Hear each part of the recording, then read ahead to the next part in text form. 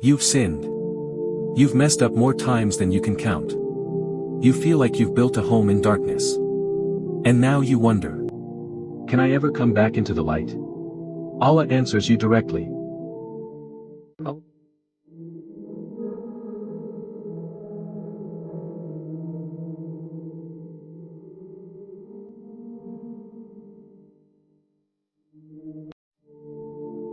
Allah is the protector of those who believe. He brings them out of darkness into light.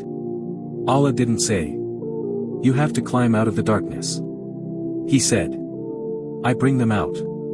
You're not alone in this battle. Allah is your wali, your guardian, your ally. The one who doesn't abandon you when you fall. You just need to take one step. Make one sincere dua. Open the Quran with one honest heart. And Allah, the source of light, will find you wherever you are in that darkness. And pull you out gently. Darkness feels permanent.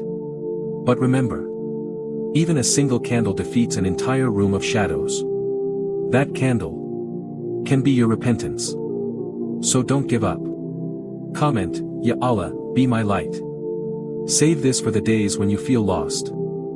Follow for more Quranic light and healing.